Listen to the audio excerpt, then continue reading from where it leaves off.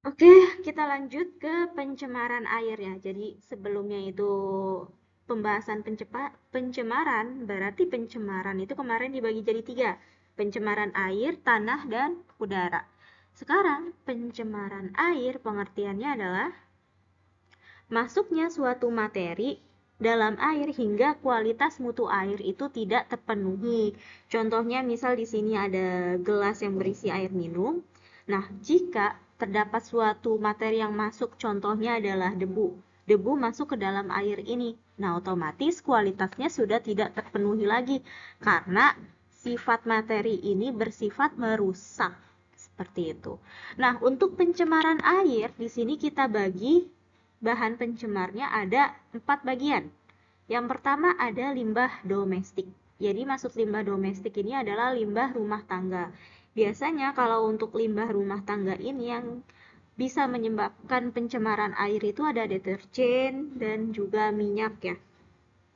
Termasuk yang yang kita keluarkan yaitu feses. Feses juga jika tidak dikelola dengan baik sistem pembuangannya, maka akan menyebabkan pencemaran air. Lalu yang kedua adalah pestisida. Nah, si pestisida ini digunakan biasanya itu untuk menghilangkan hama pada perkebunan atau sawah ya. Nah, masalahnya adalah jika pestisida ini dipakai secara berlebih, maka nanti pestisida akan masuk ke dalam tanah. Nah, dari tanah itu airnya akan mengalir hingga ke sungai. Jadi, jika pestisida digunakan secara berlebih, itu akan mengalir ke sungai dan aliran-aliran air yang lain. Lalu yang ketiga adalah nutrien berlebih. Nutrien berlebih ini maksudnya adalah dari penggunaan pupuk. Nah, jadi di sini sama konteksnya dengan nomor 2, yaitu dari perkebunan. Kalau si kebun itu menggunakan pupuk yang berlebih, otomatis makanan yang seharusnya dimakan oleh tanaman itu terbuang. Zat yang terbuang ini adalah nutrien nitrat dan juga fosfat. Nah, kalau misalnya si nitrat dan fosfat ini sampai masuk ke dalam air, nah nanti ini akan mengakibatkan blooming alga atau pertumbuhan alga yang terlalu banyak. Nah, pada proses ini kita disebutnya sebagai eutrofikasi. Nah, nanti eutrofikasi ini muncul pada PG, jadi diingat betul. Yang keempat adalah zat anorganik larut dalam air. Ada 4 zat yaitu arsen, timbal, kadmium, dan merkuri. Nah, keempat zat ini biasanya itu dibuang oleh industri langsung ke dalam air. Nah, itu yang bahaya. Sekarang gimana kalau misalnya keempat zat ini atau keempat bahan pencemar ini sudah mencemari air? Dampaknya yang pertama adalah dampak terhadap biota air. Maksudnya adalah kehidupan yang ada di dalam air ini akan terganggu. Bisa saja kehidupannya itu menjadi beracun, hewan-hewan atau makhluk hidup pada air itu juga akan mati. Lalu yang kedua adalah dampak terhadap kualitas air. Ini jelas karena dari pengertiannya pun juga kualitas mutu airnya itu akan terganggu hingga bisa bersifat merusak. Yang ketiga adalah dampak terhadap kesehatan.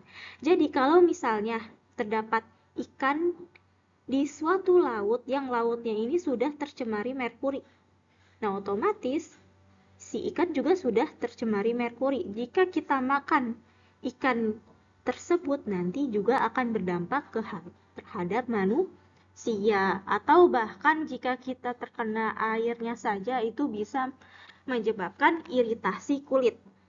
Lalu yang keempat ada dampak terhadap estetika. Ini sama contohnya jika kita melihat sungai atau kali-kali yang sudah banyak sampah. Nah, itu kan tidak bagus untuk kesehatan dan juga mengganggu pandangan serta indera penciuman ya. Nah, ini termasuk dalam dampak terhadap estetika. Oke, next. Nah, di sini ada IT, nanti bisa dicek di AIMSIS. Materinya itu tentang pencemaran air. Nanti dikerjakan deadline-nya itu tanggal 24 Mei. Oke, kita lanjut ke lingkungan kedua yaitu pencemaran tanah. Pengertiannya sama juga seperti pencemaran air, berarti pada pencemaran tanah ini ada suatu zat yang masuk ke dalam tanah yang sifatnya itu merusak kualitas tanah. Pertama, untuk bahan pencemarnya kita bagi menjadi 3. Ada limbah yang berasal dari pertanian, ada limbah yang berasal dari industri, dan ada limbah yang berasal dari domestik. Kalau pertanian ini juga sama seperti pencemaran air, yaitu residu pestisida. Jadi kalau misalnya pestisida tadi masuk ke dalam tanah, otomatis organisme yang hidup di dalam tanah seperti misalnya serangga, semut, terus cacing-cacing yang sifatnya mensuburkan tanah itu akan mati. Nah, jika organisme-organisme akan mati, otomatis tanahnya itu kesuburannya akan hilang. Yang kedua adalah limbah industri. Limbah industri ini seperti lumpur, pulp, dan logam. Nah, nanti yang limbah industri ini juga akan keluar di PG.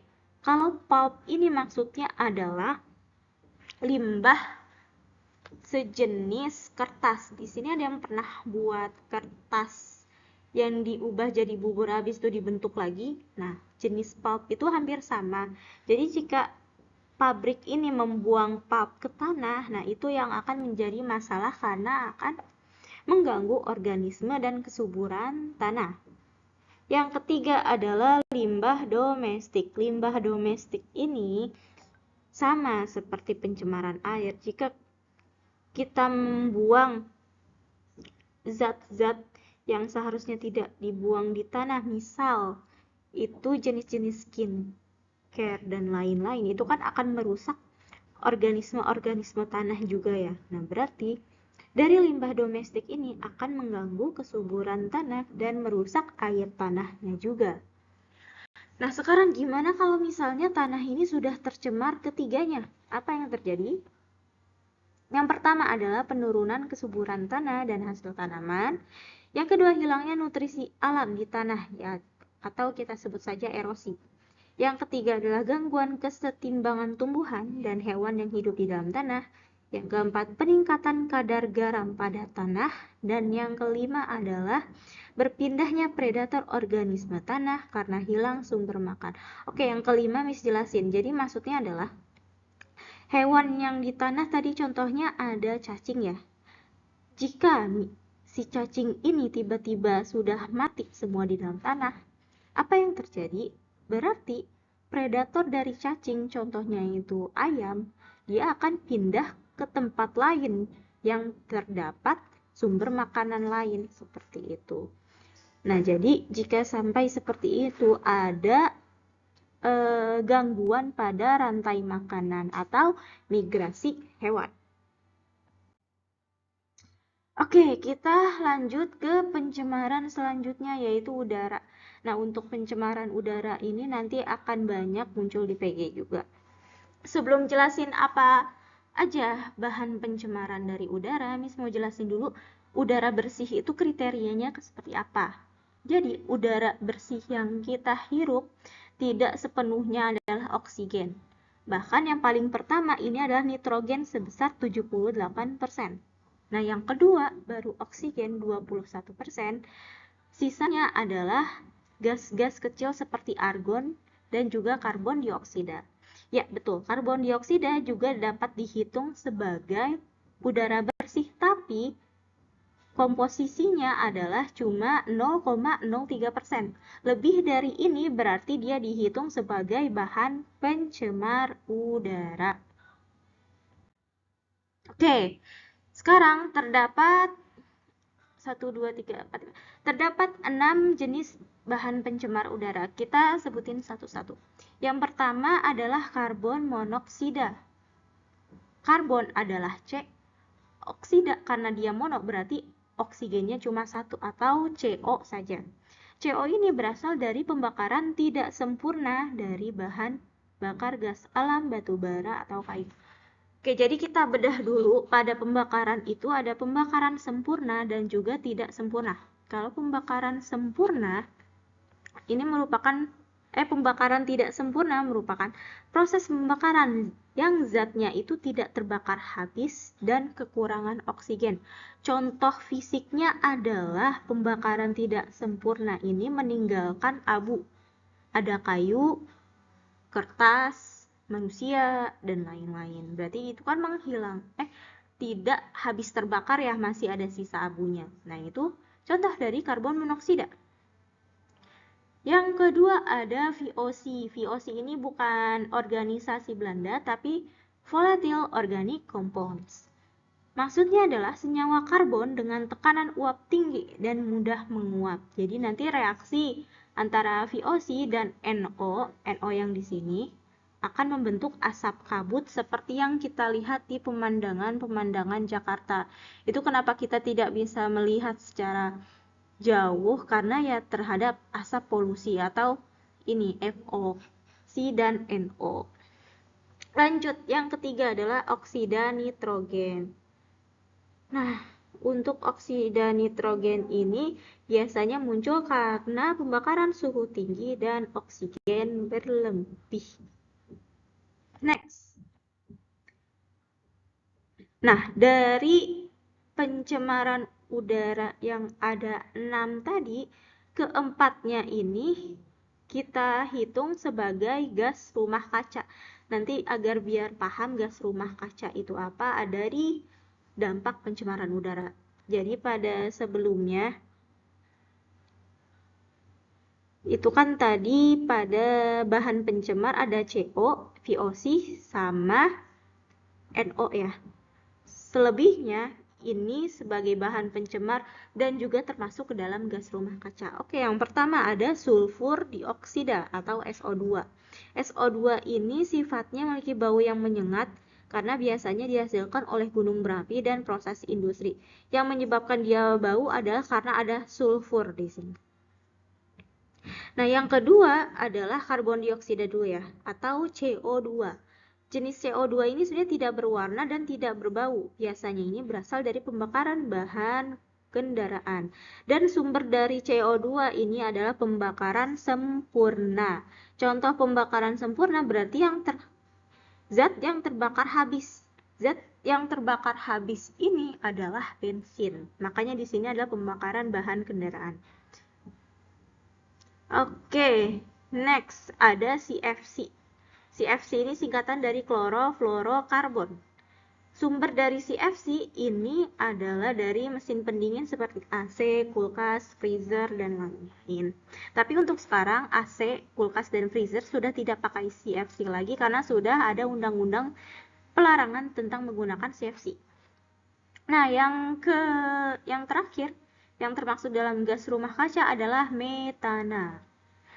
Metana ini dia sebenarnya adalah gas tidak berwarna dan tidak berbau dalam keadaan murni. Gas metana ini juga termasuk gas mudah terbakar. Nah, sumber utama dari gas metana ini adalah dari pertanian dan juga peternakan. Kalau pertanian ini adalah sawah-sawahan padi, kalau peternakan adalah hewan ruminansia. Hewan ruminansia ini maksudnya adalah hewan yang memiliki lambung yang terbagi menjadi 4 bagian. Salah satunya, contohnya adalah sapi, kambing, dan domba. Nah, jadi nanti si CH4 atau metana akan keluar dari hewan ruminansia melalui sendawa. Jadi nanti sendawa sapi ini akan mengeluarkan metana dan akan ke atmosfer. Seperti itu. Nah, ini untuk hewan ruminansia, gas rumah kaca nanti juga akan keluar di PG. Next adalah sumber pencemar udara yang tadi udah disebutin, nanti bisa dibaca aja ya.